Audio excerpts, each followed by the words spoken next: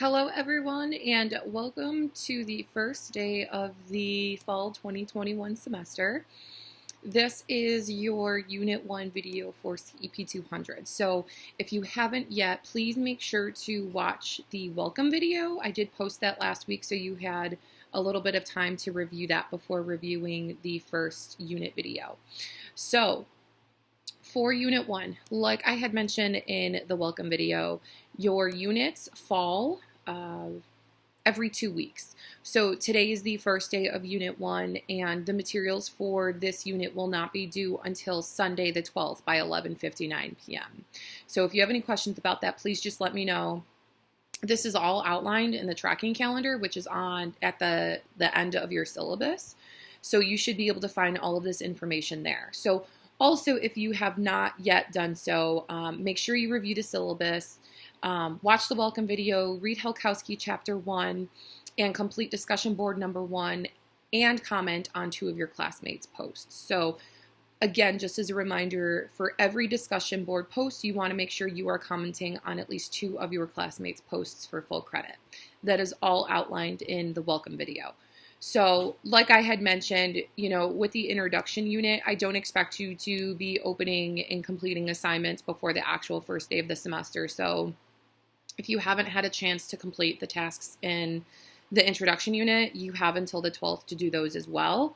So for Unit 1, what we're going to be covering is essentially just the basics of the counseling profession. So the professional orientation, the code of ethics, and connecting with the profession.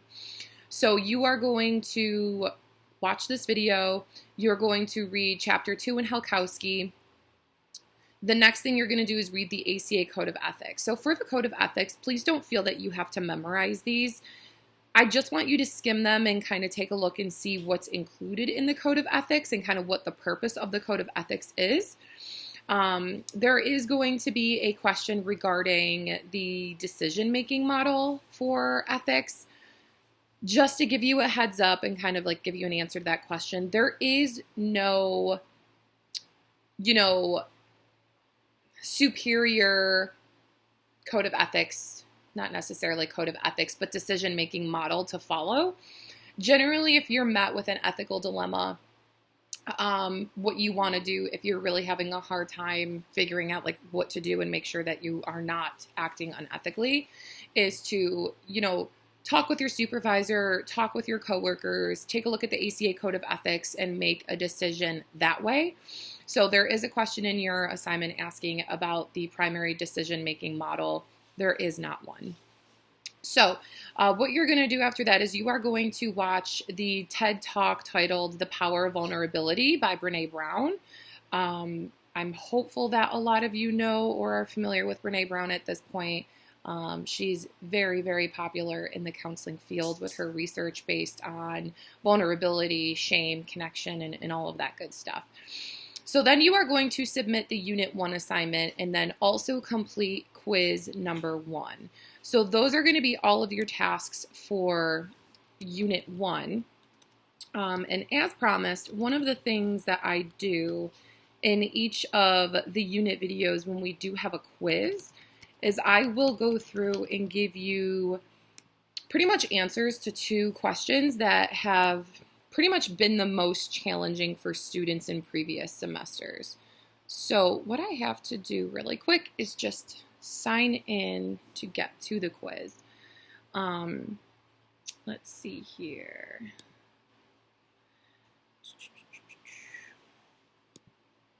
Also, one thing that I do want to mention is I did get a couple of emails regarding accessibility and, from the Disability and Accessibility Office. So this course is pretty much like set up to accommodate disabilities or any kind of like accommodations that individuals might need. That is why we have the 2 weeks in between every unit. The assessments, like the quizzes, they also are not timed, so you don't have to worry about extended time there. So if for any reason there is any issues or anything like that, please feel free to reach out to me. So let's take a look here. If it will open.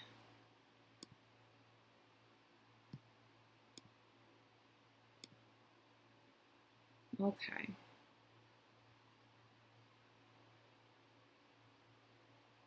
That is not what I wanted to do.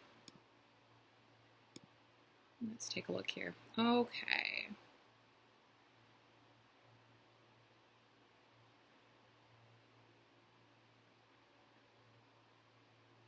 Okay.